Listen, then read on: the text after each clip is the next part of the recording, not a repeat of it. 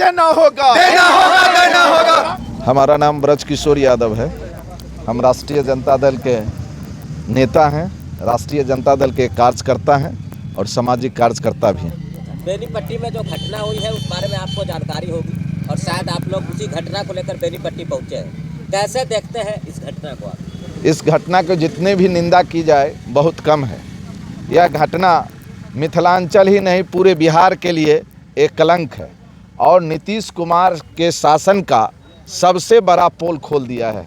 जिस प्रकार से प्रशासन तंत्र हॉबी हो गया है, जिस प्रकार से प्रशासनिक व्यवस्था कुव्यवस्था की ओर चली गई है, यह आपके सामने में है। यह निरंकुश शासन हो गया है, हिटलर शाही और तानाशाह यह सरकार हो गया है और इसके खिलाफ अब सबों को जंग लड़ने की ज़रूरत है। कई घटनाएं घटी है, चाहे वो राम कुमार झा जी के साथ हो, चाहे अन्य घटना हो, इनको देखने की। और यह जो घटना है, इन पर जिस प्रकार से माननीय प्रतिपक्ष के नेता आवाज़ उठाए हैं, पूरा मिथिलांचल इनके साथ है। इस घटना को लेकर कहीं ना कहीं राजनीतिक हलचल भी तेज हो गई है।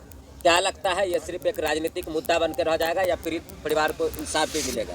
यह तो मीडिया का एक प्रश्न चिन्ह हो जाता है। जब कोई बात को भी उठाया जाता है तो उसे राजनीतिक मुद्दा बना दिया जाता है। मैं मीडिया के साथियों से आग्रह करना चाहता हूं, क्या आपको यह निश्चित तौर पर हम सबों का कर्तव्य बनता है कि नहीं कि मोहम्मद फिरोज साहब के साथ या यहाँ के जो पूर्व घटनाएं घटी है उन तमाम लोगों के साथ हम लोगों को खड़ा रहना चाहिए कि नहीं रहना चाहिए?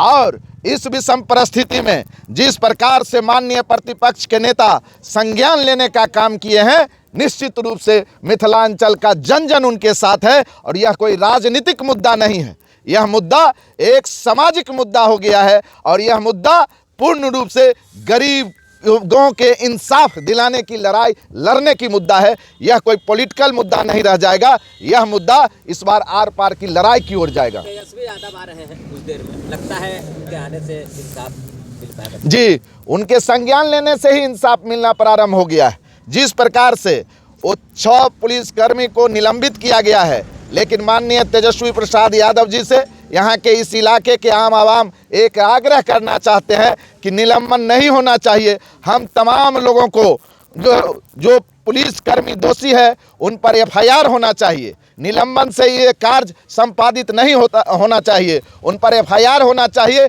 और जिस जेल के अंदर, जिस बैरक के अंदर माननीय फिरोज साहब को रखा गया था, उसी बैरक के अंदर उस भी थाना अध्यक्ष को रखा जाए, तब न्याय मिलेगा। जिस प्रकार से यूपी में आम आवाम को जीने के लिए बाधित किया जा रहा है, उसी प्रकार से बिहार में भी उसी पैटर्न को लागू करने का प्रयास किया जा रहा है। लेकिन माननीय तेजस्वी प्रसाद यादव ने जिस प्रकार से संज्ञान लिया है और उन्होंने करारा जवाब दिया है, मिथिलांचल के तमाम लोग, कोई जाति, कोई वर्ग, कोई धर्म नहीं, एक अभियान चलाएगा माननीय तेजस्वी प्रसाद यादव के नेतृत्व में। आने वाले दिन में हम लोग जिस प्रकार से माननीय तेजस्वी प्रसाद यादव सड़क से लेकर सदन तक आंदोलन करने का जो उन्होंने अभियान ठाना है, हम तमाम नौजवान उनके साथ हैं और यह न्याय की लड़ाई लड़ी जाएगी। जिस तरह से आप क्षेत्रीय नेता हैं और जिस डिस्ट्रिक्ट में मौलाना मोहम्मद फिरोज आलम है, उसी डिस्ट्रिक्ट से ब्रज किशोर यादव भी आते हैं, तो कहाँ तक आप साथ रहेंगे इस न्याय में? अंतिम दम तक और अंतिम सांस तक। मेरा भी इतिहास को आप जान लीजिए। जिस समय में सारे लोग एक दूसरे को छोड़ दिए थे, चाहे वो कोरोना काल हो, कोरोना काल से बड़ा कोई काल नहीं हो सकता, उस समय भी आम जन के साथ हम लोग थे। और मोहम्मद फिरोज साहब का रिलेशनशिप भी हम लोगों के इलाके से है।